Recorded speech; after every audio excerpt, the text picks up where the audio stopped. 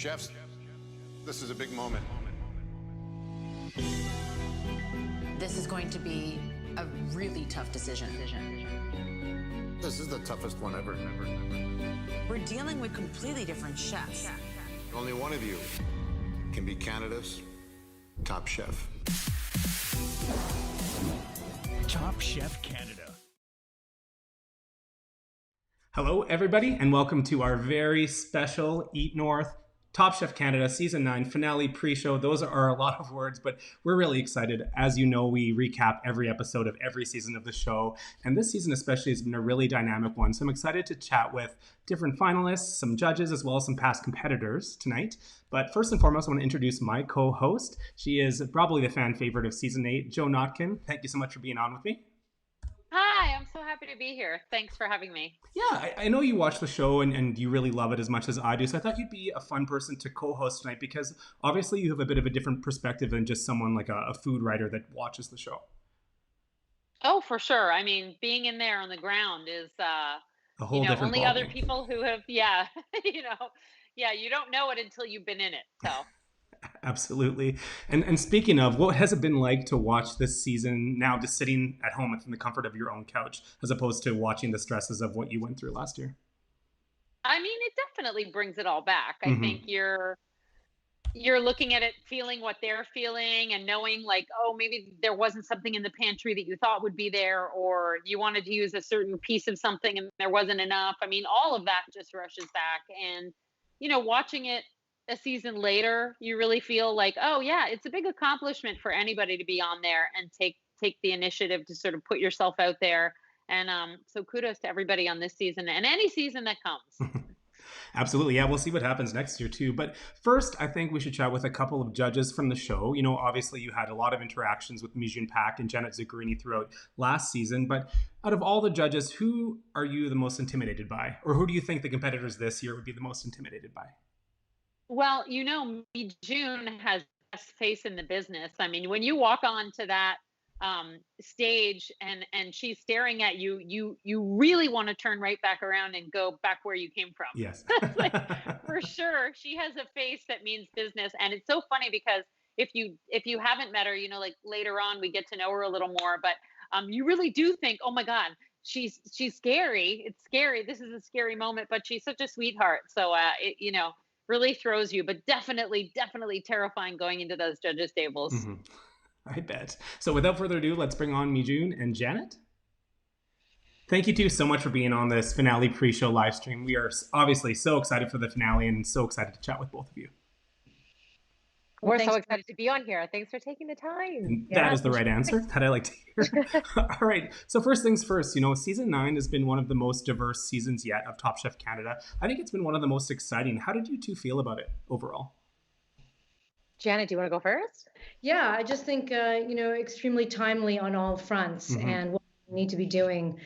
And I think, over the years and also being in the restaurant business, we also look to hire, diversity, but sometimes it's not available to us. So it's inspiring and encouraging for women, non-binary, people of color to come into the industry. So very, very timely.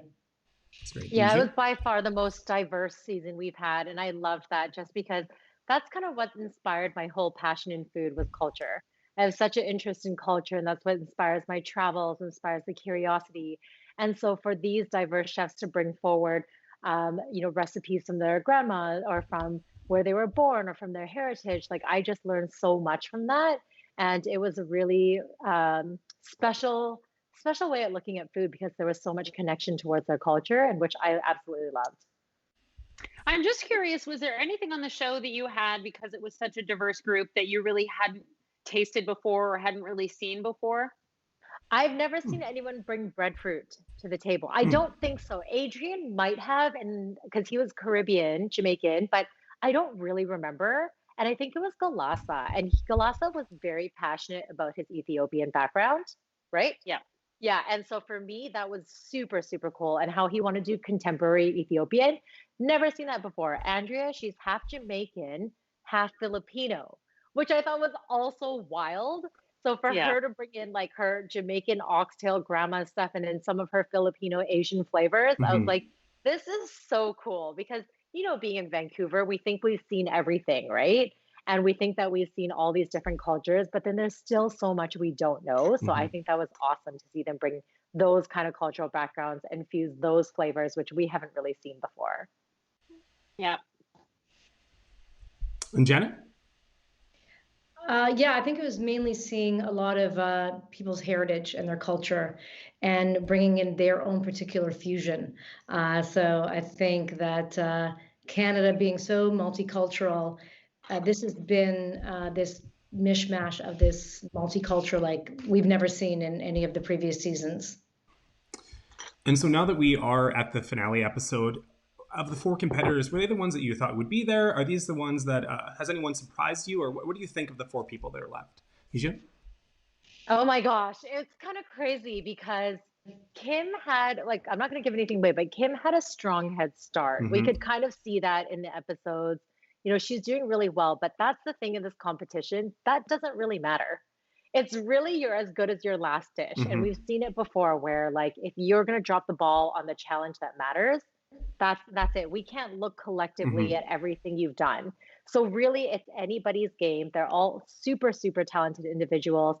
Andrea, we could kind of see she was taking a little bit time to find her feet. Mm-hmm. And, she kind of felt that as well. And I wasn't really familiar with a lot of their food either. So it was kind of like, okay, where are you going with this? And then in the middle of the competition, she kind of found her feet. So she was like a little bit of that dark horse coming in. And Erica's been really interesting because we've left her in the room by Mhm. herself. She's been kind of flying in the middle there. And sometimes she gets she's going to really have to try not to do in the finale.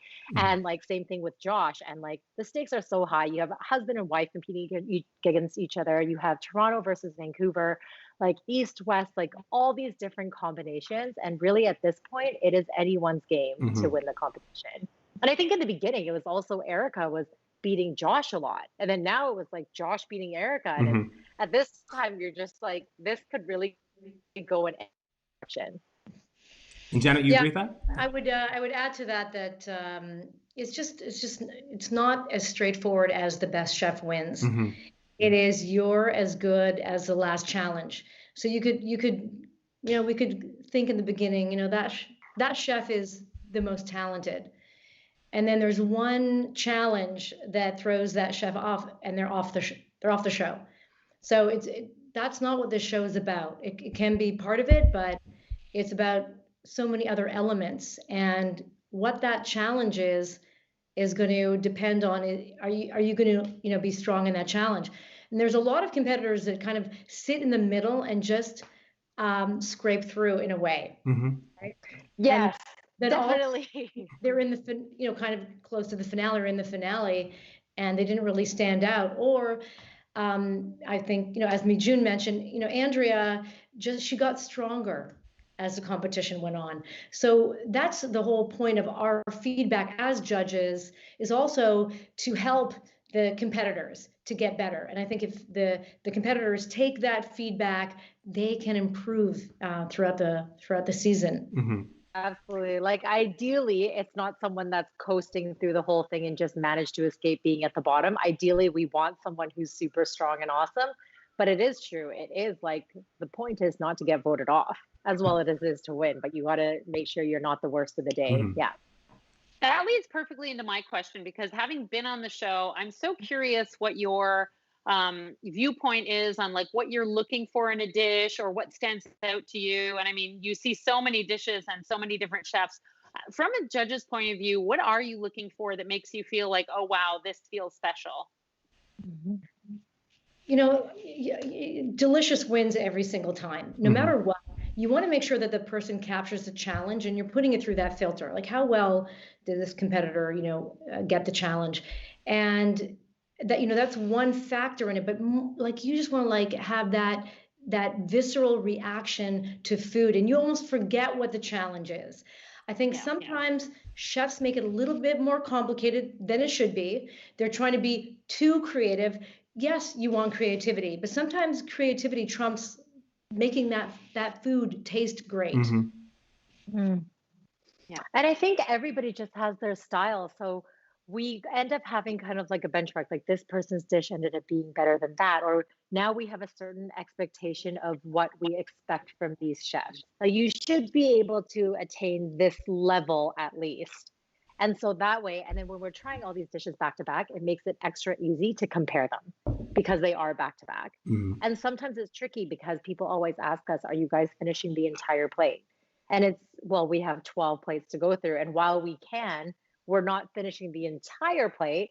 So then if we're finishing, half, or we're going to take 3 bites or whatever it is, you have to assume that those 3 bites have to be the best. They have to be the best. Yeah. Visually, of course, flavor wins all the time amongst all of us.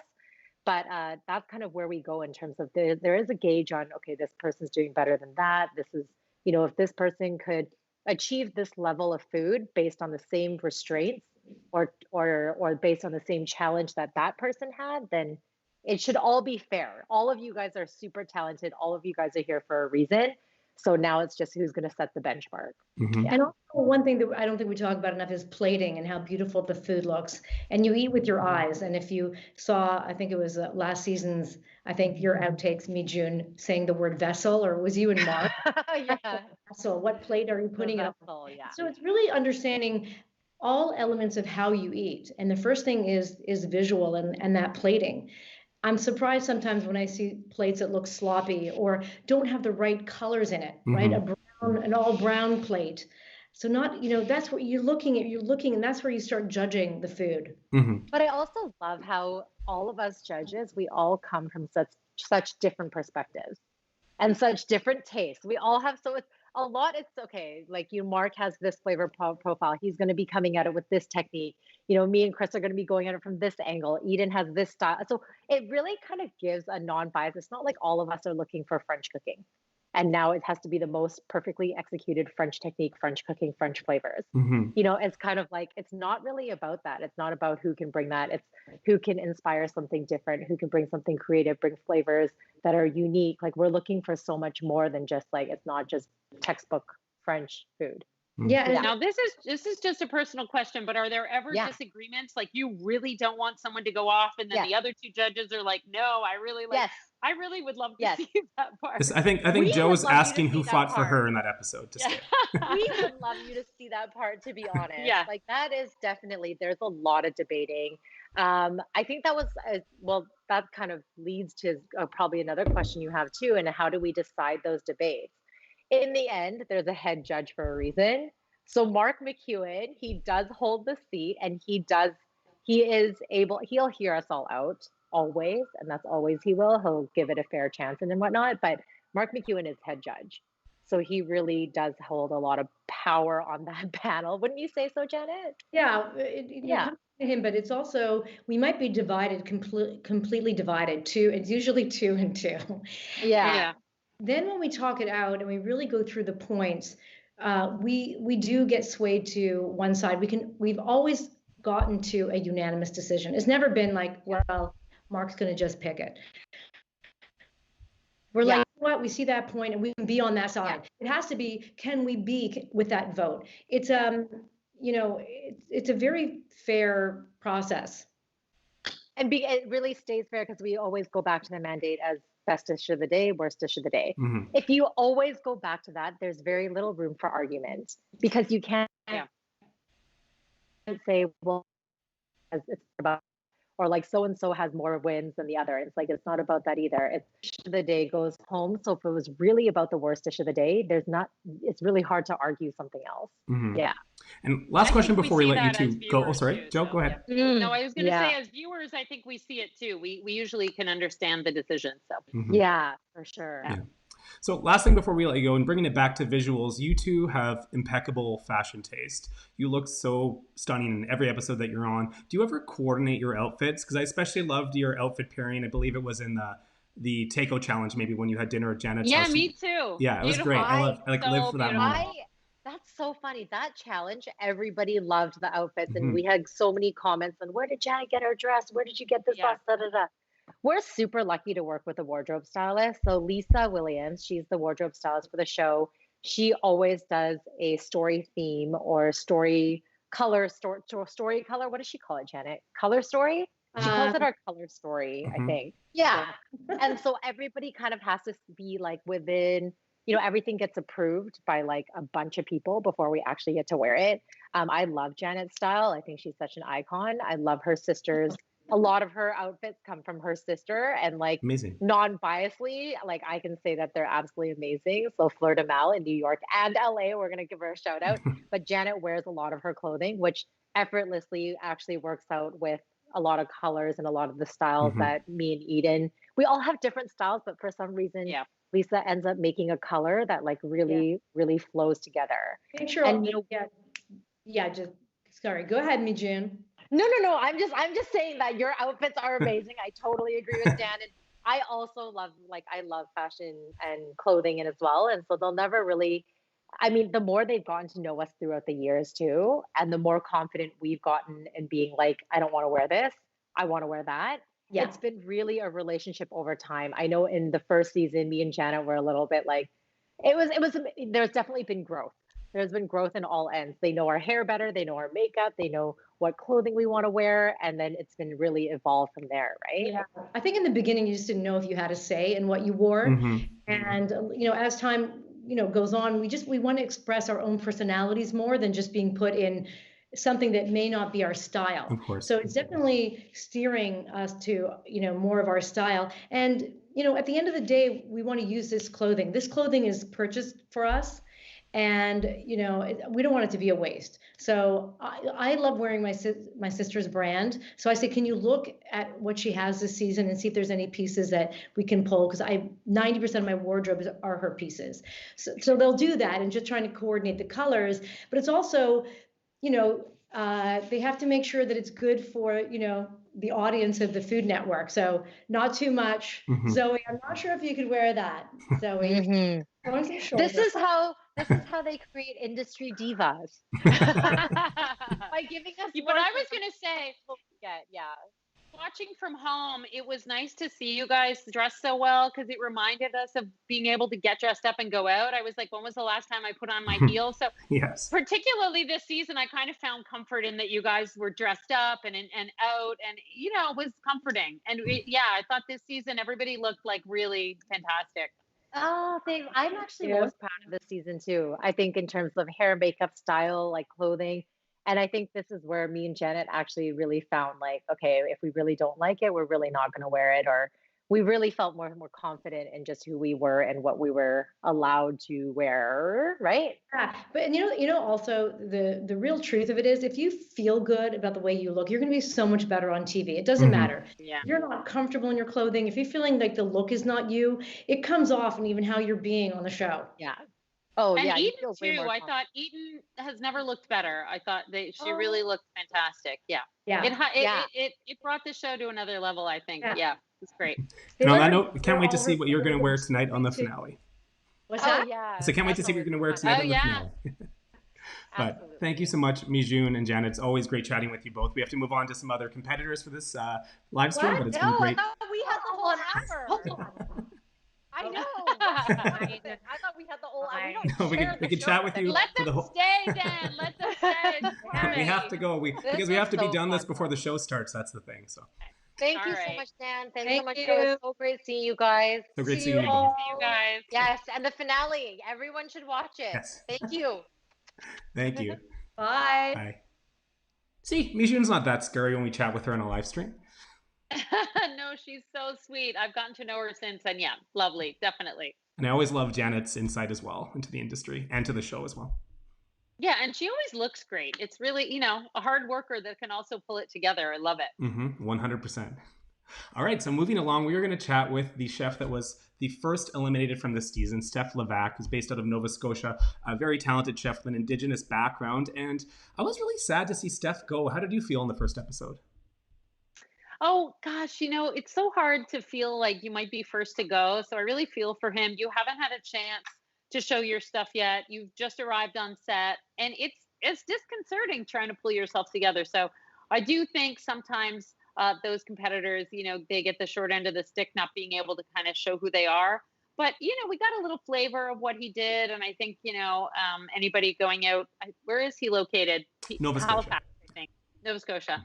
So, I mean, it's nice to support anybody that's been on the show. So I hope people do that. Absolutely. Steph, thanks for joining us. You're making me sweat, man. I know. Okay. All right. It's hot. Don't worry, it's not judges' table. Yeah. No. Oh gosh, I wasn't even worried about those guys. Steph, it's good to see you virtually. I really miss the East Coast. Nice to see you. Let's get the tough question out of the way. You were the first person to get sent home on the season of Top Chef Canada. How did that feel? I was okay with it. Dan, you and I have known each other for about 5 or 6 years now, with you coming to the East Coast for the Devour the Film Fest, excuse me. But yeah, I'm a self-taught chef, so just make it on the show was a feat in itself. And I walked out of there with my held high.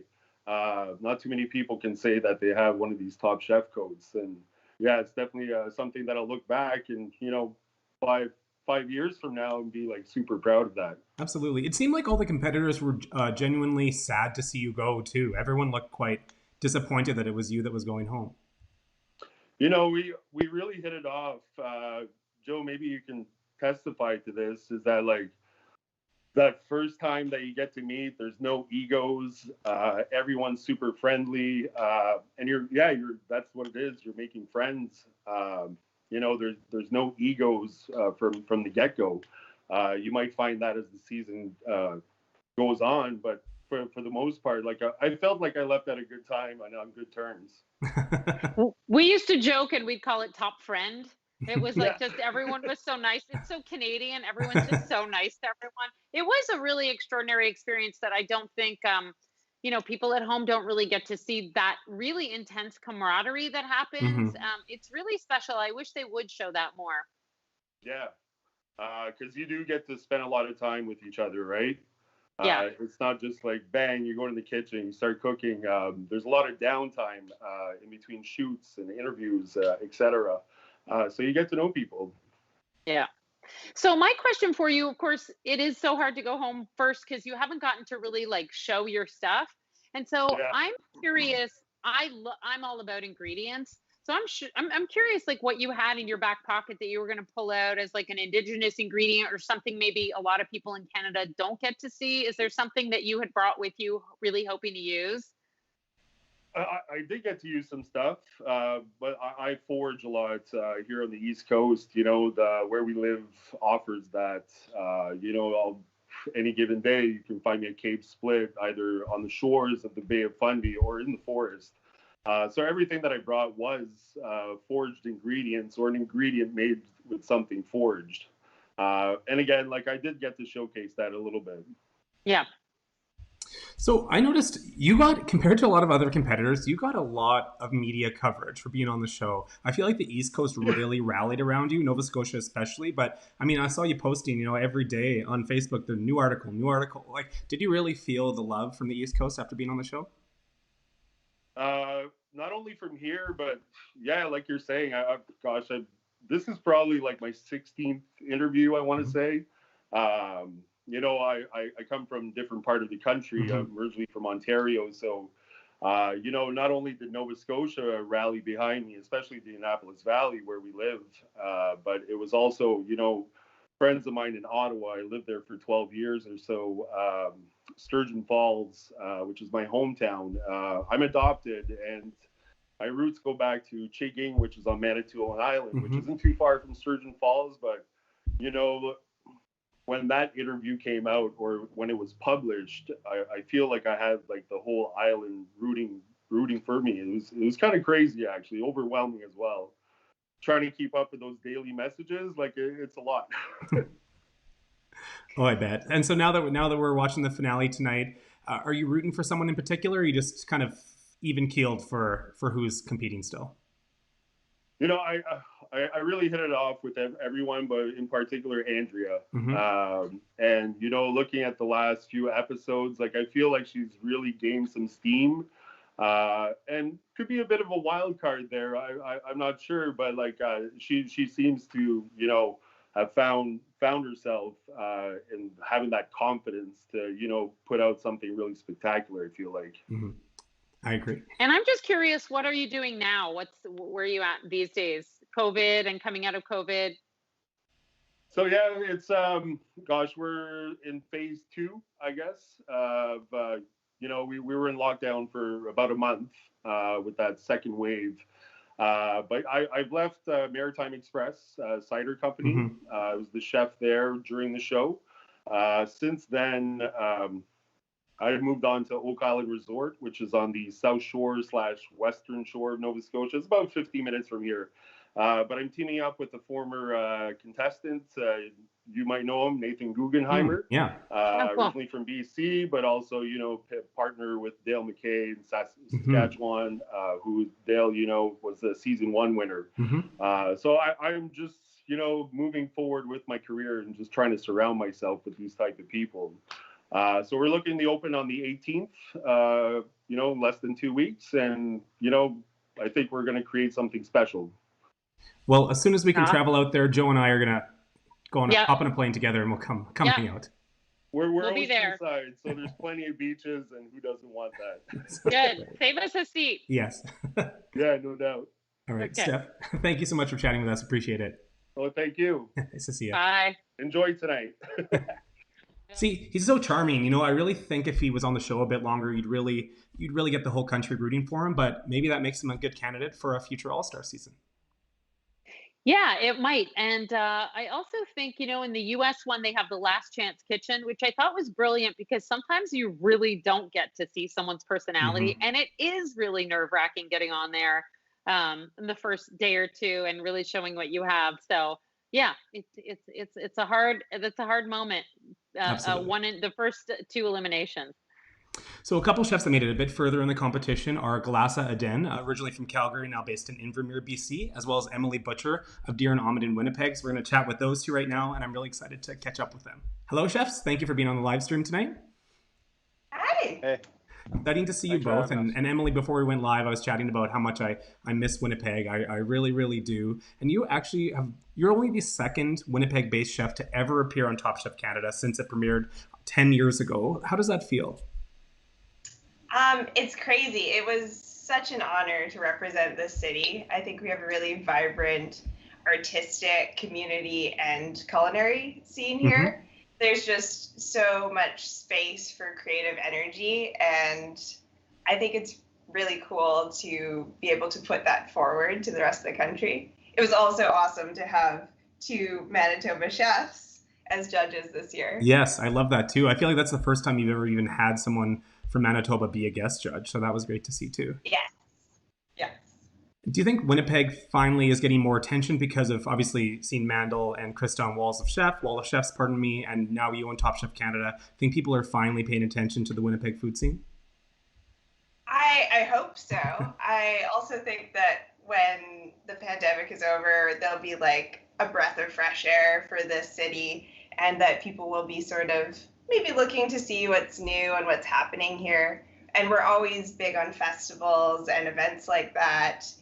Coming out of winter time, when you're all tucked away, everyone really likes to celebrate in the summer. So we're really looking forward to that. Right. So Galasa, I have a question for you. I really loved watching on the show bring all those African flavors, and I think a lot of flavors probably people aren't that familiar with. And I was going to ask you, are you doing anything like a pop-up or something where people can actually come in and taste what you're all about? But I know you sort of hinted maybe you're going to open something. So I'd love to know where your head is at with that, and like what those flavors are that you hope to really showcase. Yeah, so for me, just by making it on Top Chef, it kind of opened my eyes as how I perceive myself as a chef. And I've been, taught how to make really good Canadian cuisine and, the importance of local and all these things. But once I got to that stage of Top Chef, all I really wanted to do is just kind of showcase myself and my family and how I ate growing up. And so I find myself ever since Top Chef tapping into that more. And so I'm hoping to plan a couple events at least, or pop-ups in Calgary, where I can continue with that momentum, showcasing just my culture's food. And, as a chef, when I was learning and all these things, I didn't really gravitate towards it. It was just kind of an afterthought, like, oh, Ethiopian food is what I eat when I go to my parents' house. But I just since Top Chef and that big stage, I carry it like a badge of honor, and I just want to continue with that moving forward. So it's kind of this cool phase in my career where I'm just kind of taking a pivot and trying to go back to my roots and just showcase that with the skills that I've learned along the way. You know, the other day I ate a banh mi and I was thinking to myself, the only way a banh mi could come into the world is that where French met Vietnamese. And I think now we call it fusion, but there are dishes that just evolve to just become like what they are, their own thing, and they're not considered, you know, enmeshed. And I'm excited to see what you do, because I think if you're bringing those two different flavors together, that's an exciting time to see like when new flavors kind of merge and what comes from that. So I'm excited to taste. Yeah. I got to come taste. So soon, definitely soon. we love asking competitors this. Who is the most intimidating judge when you have to stand at judges' table? Who are you most afraid of? Emily? I think for me, Chef Mark was the most intimidating. Yeah. Like, you know, he sees everything that's happened in your dish, and he always asks the questions that you like kind of want to avoid. Yeah, he knows his stuff. And obviously, I have so much respect for him. And it was just, you're also like, I'm cooking for Mark McEwen. Like, it's a bit of a shock. I bet. Galasa? Yeah, I 100% agree with Emily. It was without a doubt Mark. And that's not saying anything against the rest of the judges. Yeah. I felt comfortable, you know, talking with them and explaining my dish. But with Mark, it's just like, there's nothing that's going to slip under the rug. He's going to call you out on these things. So you got to come correct. And if you're showcasing a technique or whatever, he knows exactly how to do it really well. So if it's not up to par, then, you know, you're kind of under the light with him. So it was him 100%. Absolutely. Yeah. I remember eating at North 44, which was one of his first restaurants. This was like, you know, 20 years ago.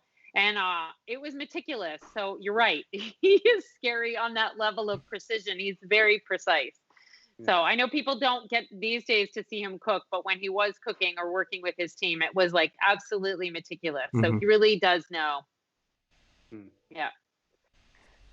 And so last question before we let you both go. You know, you weren't on the season for the full thing, not in the finale, but you both had pretty good runs on the season, and we got to see a lot of your personality and succeed in a variety of challenges. For you looking back, what was the highlight of the season for each of you? Maybe Galasa, go first.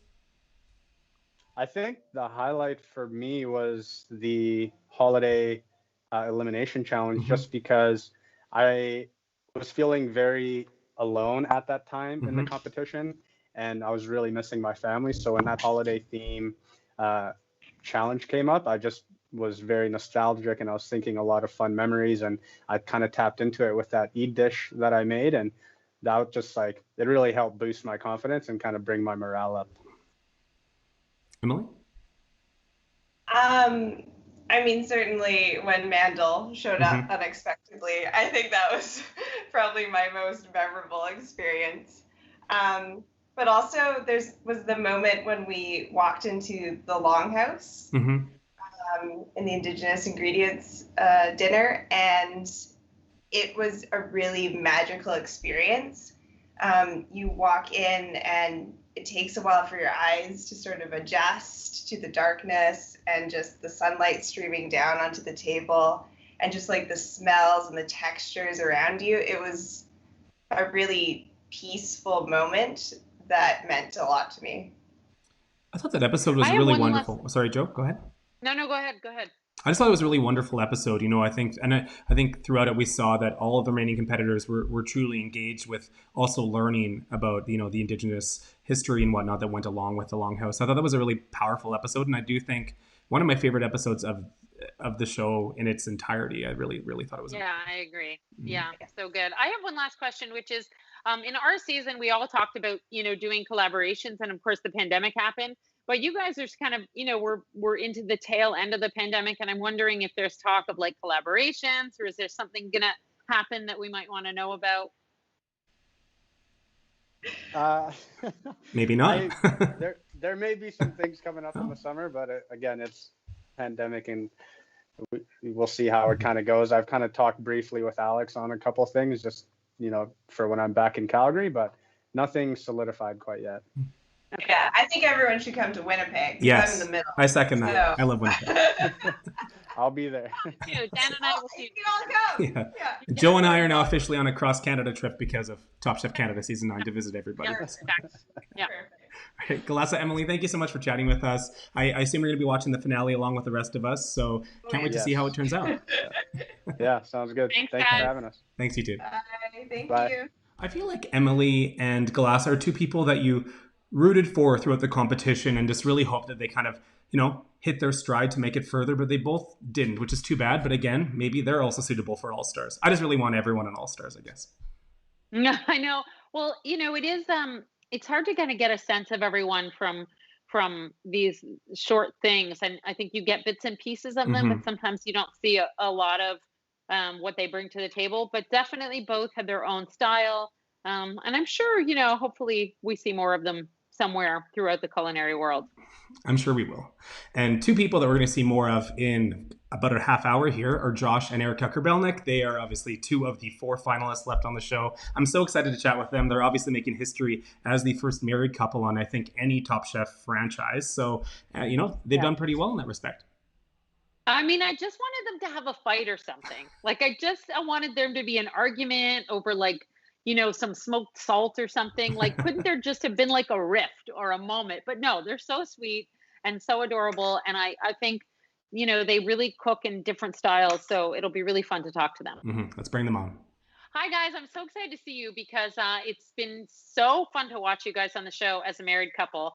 I really was hoping there'd be like a fight, an argument, a disagreement over some a butter or something, some olive oil or butter. Like, I was like dying for there to be like, no, use this. But I'm so curious, when you're cooking at home, which I know you both work a lot. But when you do cook at home, do you cook together? Do you take turns? Because your styles are very different. How does it work behind the scenes? Tell me everything. 100% honest. We're so busy. Yeah. Takeout is our best friend. Yeah. Thank goodness for Uber, because we wouldn't eat otherwise. I know. I hear you. Yeah, we do try to cook as much as we can at home. We love doing it at least once a week, but we're generally doing it together. Yeah, that's what I thought. You guys just get along so well. Your styles are different. Do you just come together and create? Like, I was hoping on the show they might do that, like a potato stack race where they tie you together and you got to like cook together. I was kind of hoping to see that. So. That would have been awesome. Yeah. So we mentioned this before, but there's never been a married couple on I don't quote me on this, but I believe on any Top Chef franchise around the world. So you are the first married couple in the Top Chef universe. And you've done quite well on the show. Obviously, you're in the finale. What has the show done for your marriage? Like, was it stressful? Was it positive? Like, how are you feeling through the whole process? Personally, I mean, it was pretty stressful while we were there. I mean, cooking in general, I mean, this is our career and we're doing it on TV. And if we screw up, everybody's going to see it. So it's pretty stressful, and also caring about each other. If one of us is in the bottom, we don't like to see each other, fail and be in the bottom. So, I mean, that was stressful. But as far as everything else, I think everything was good. Yeah, it's the same. Yeah. I had a question for you guys about, well, first of all, working with a disability is hard, like on the best of days, but it really did not affect you. And I think that's, as much as people come up to me and say like, oh, I love to see like a strong woman in the kitchen or owning her own business, I would say the same to you, that like, there's a lot of people that maybe have something that get in their way, and it does not faze you at all. And I just wondered, how do you feel about it? And do people talk to you about it? Because I thought maybe they could have focused on it a little more. Like, it really does not slow you down, and it's so impressive. I really actually appreciate that question, because being on the show, I don't think there was another chef that had a disability like this on the show. And I don't really consider myself handicapped. I'm handy and I'm capable, I always say. So, luckily I had a very strong support team when I did lose my fingers, and Erica always kind of got me up and pushed me to keep cooking. So I was cooking with a cast on my hand, and I went back to work as soon as I could. I believe it was 5 months that I went back to work. I still had a cast on my hand. I was cooking with one hand. But when you're doing what you love, I mean, it's really in your heart, and you always find ways just to adapt. And, I just adapted naturally and had a great support team. So, to anybody, I always say, don't let anything slow you down, because anything is possible. no matter what. And if somebody has something to say about your disability or your problem, then you shouldn't be around that person, because I thought it was maybe good for kids watching to see, because I think there are a lot of kids that say, well, I have this, so I can't this, or whatever it may be, a color, a religion, or whatever it is. And I think those things are so important for young people to see. Like, it really did not get in your way. And I just felt that was, there was a lot of diversity on the show, but I don't think they included that in someone that, like, you've overcome something and it just, it doesn't change your ability in any way, shape, or form. I thought it was really, so great that was a part of the show this season. Well, thank you. I appreciate that. He's so strong, and honestly, like, he can cook circles around so many people that have 10 fingers. Yeah. And, it's amazing. It's great to see. He never gave up. He kept going, and a lot of the times you don't even notice that. Yeah, you really don't. And I was like, you forget about it, but I wish they would have focused a little more, because it is important, whatever it is, to really, get to your goal. And I have a question for you, Erica, which is that your style is so specific, and it's a style that I really resonate with. We've talked a little bit, on Instagram and whatnot. And you don't really waver from your style. So is it something that you just over the years found your comfort zone? Or maybe just, I'd love to hear a little bit about your style and where you get your inspiration from. Yeah, to be honest, I don't know where any of that came from. I am classically trained French Italian. I make handmade pasta. And so I'm thinking, okay, I'm going on the show and, like, I'm going to rock out the pasta. And all of a sudden it was like the Moroccan gods just kind of spoke to me, and the spice cupboard had like a halo around it, like glowing lights. And it came to me, and I found that I really found myself as a chef being on Top Chef Canada. And that was the one thing that I was super scared of, because I didn't think that I was prepared for it. I didn't really understand who I was as a chef before the show. And leaving the show, I felt so accomplished, and I really feel like I got to know myself again as who I wanted to be as a chef. I will say the same thing happened to me in a way that I didn't know I baked everything on the show until I watched it. And then I was like, I baked everything on the show. And it's weird when that experience happens and they don't talk about it enough on the show, that when you're put in those stressful situations, stuff comes up that you wouldn't have imagined. And it's really magical. So I'm glad you shared that. Like whatever, whatever just resonates with you. And it's something that's like kind of in your belly, and it's just like, hi, I'm coming to say hello now. I'm here. Yeah. And it's genuine, which I think is what comes across. Yeah. So great. That's awesome. I love that. And a last question for you both. Not really a question, more of a comment, but in episode 6, there was some talk about how you were both hoping to have a child, and now you're expecting. So first of all, congratulations on that. That's very exciting.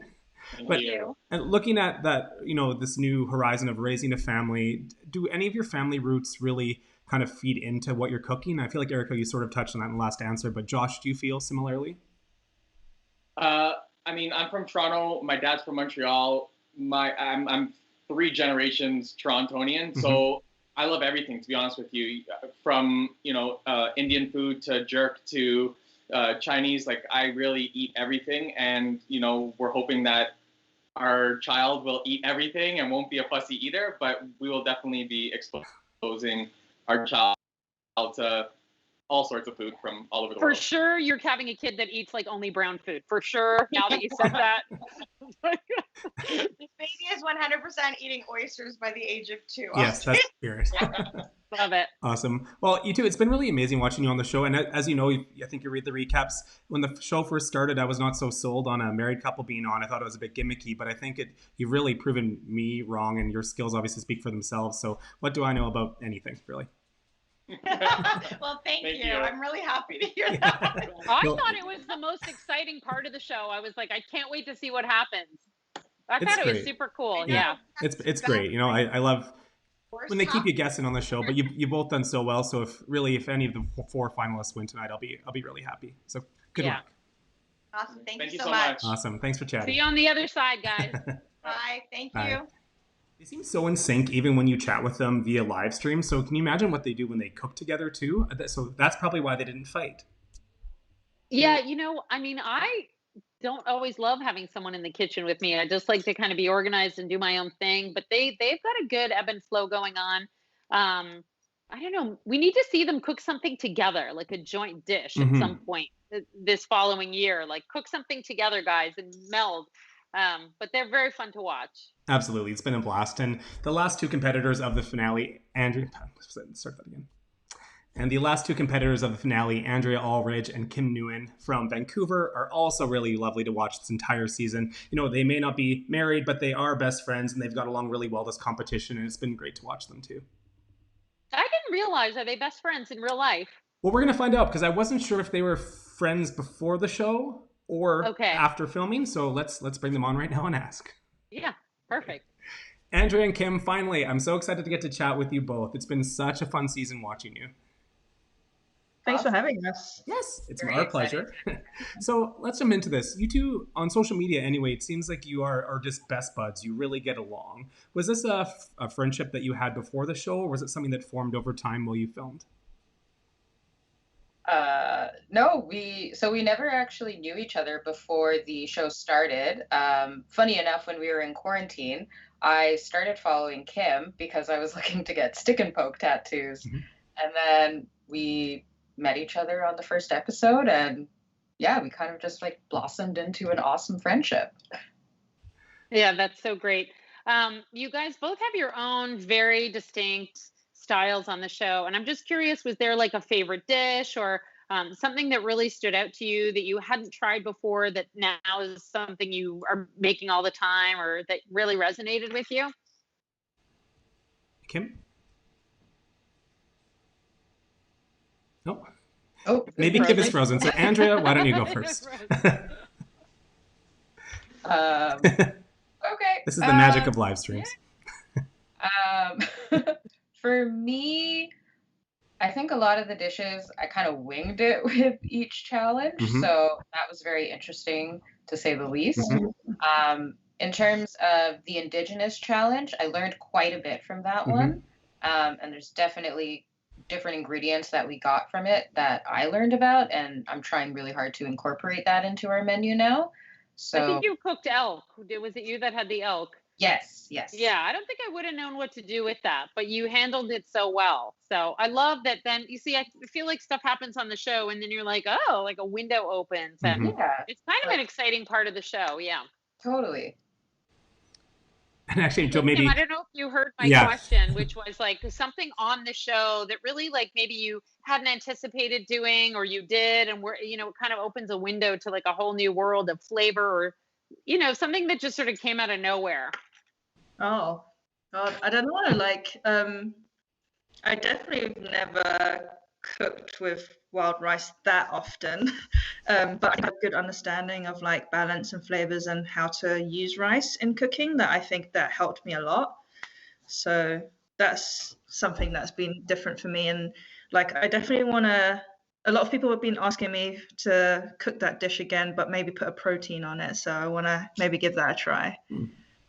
Yeah, it looked delicious. It really, I think a lot of people are into, Japanese food and that kind of rice, but and the wild rice is very kind of 1980 or early 1990. So you might have it being the comeback dish, the wild rice on the plate. Yeah, cool. I think it was probably like my favorite dish out of like the whole competition. Yeah, looked beautiful. It looks stunning. So you both work at acclaimed restaurants in Vancouver. Kym, you're at Pigeon, and Andrea, you're at Chin Chin. What has the restaurant community been like in response to both of you being on the show? Andrea, you want to go first? Okay. For me, I think it's been really good. It's a very weird feeling because I work under Andrew Richardson, and for years everyone's come there to see Andrew and eat his food. Right. And now that I've done the competition, it's nice to have guests come in and come up to the pass and just say like, we're here for you, we love your food, we appreciate what you do, and yeah, it's been awesome. That's great. Yeah, I've had like really great feedback. Like people find out that I'm off that day and they change their reservation so they can come in when I'm there. And, like the ultimate compliment, like, really. oh, yeah, there was like, can Kym come out and say hi and stuff? I always try and make sure I come out to like any table who wants to say hi and stuff and show their support. I'm so thankful, and it's like nice to have the support from everyone. Yeah, that's fantastic. I was curious. I asked this to a couple of the other chefs, if there's any collaborations coming up with any of the chefs or between you guys, or is there like something happening that people might be interested in, you know, being able to come and see you guys and taste your food? Yeah. Yes. Yeah, we've definitely been talking about it, and we definitely want it to happen. So it's just trying to find the right time and then make it work with our schedule and stuff. But we're definitely going to be working on a collab together. Yes. Cannot wait for details we'll be on there. that. Dan and I say that to everyone. We're Yes. like, we'll be there. We're flying to Vancouver and just road tripping across the country to go to all the Top Chef right. collabs, really. Absolutely. Yes. When the pandemic's over, which feels like it's soon. So anyway, our fingers are crossed. Yeah. Kym- Even like Steph asked us both to come out as well to Nova Scotia, and Nice. like he wants to collab with us too. So he loves us, so and we love him. So we will definitely want to go out there too. Oh, that's great. I love that. Kym, we talked about this before the season premiered, about you being on the show and being queer, the first non-binary chef competitor in Top Chef franchise history. It's a big, big deal. So obviously you had that in mind when you were first on the show, but how does it feel now to be representing and on the finale? It's kind of blown up, and especially after like the Out magazine interview and stuff, I've had like so many people message me and thanking me for like, you know, speaking out for the community. And I've had like families message me saying that their younger kids have like look up to me. And so I've been and they asked me if I would send their kids like a message and stuff. So I'd send their kids like little private messages, and it just made their day. And like, I love that I can do that just from being myself. So yeah, it's been great. Oh, that's really nice. That's amazing. That's really touching. Yeah. And Andrea, your background is Jamaican and Filipino. Is that right? Yes. So does that play a role in your food? Like when you're cooking at home or at the restaurant, do you get to play with those flavors? Is it a direction you're going in? It's definitely something I try to incorporate in my meals every day. At home, it's pretty much 100% Jamaican or Filipino food. And for our staff meals at work, I try my best to educate my team. And I kind of ask them, like, what do we want today, guys? Like, what culture do you want? You know? And yeah, we get a fun mix of it for sure. So Dan, we're going to Andrea's house for staff meal. That's like the VIP party. We'll see if we get. Yeah. And Andrea, that's so cool. I was talking earlier about like the banh mi, how it's like really two cultures that come together, and nobody thinks about it as fusion, but it's exactly fusion. And I'm excited to see.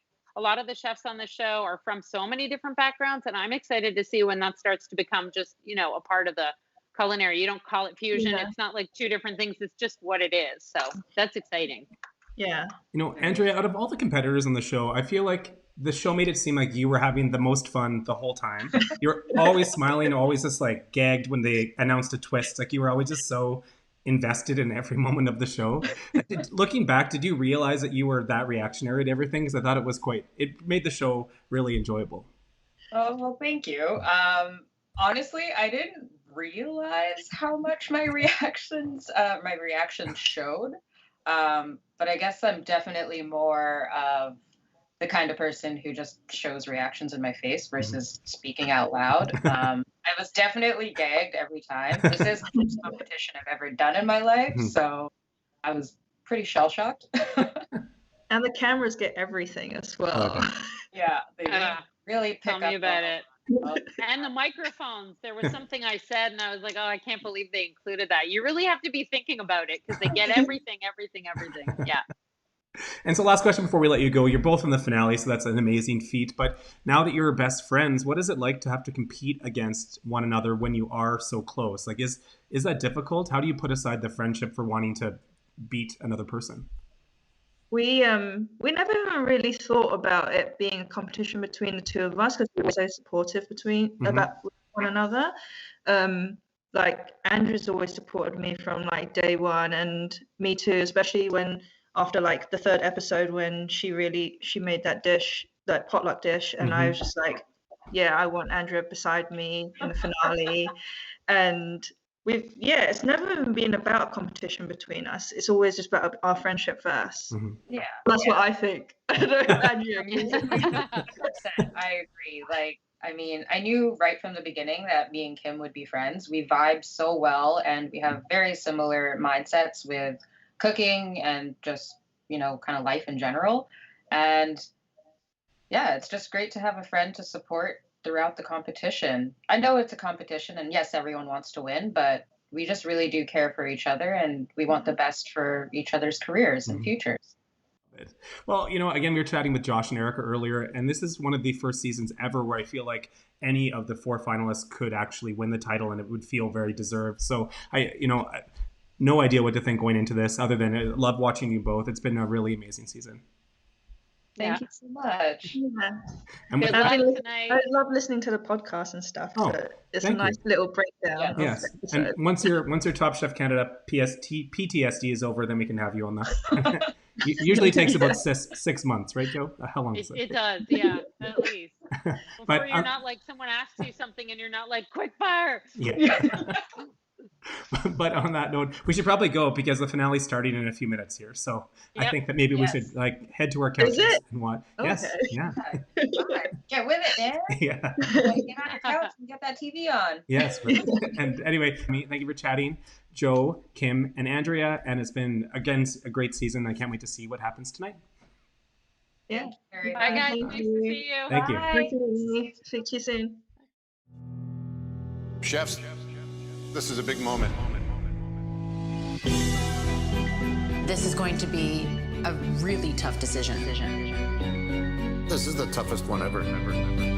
We're dealing with completely different chefs. Only one of you can be Canada's top chef. Top Chef Canada, coming this spring on Food Network. Also available on Stack TV and the Global TV app.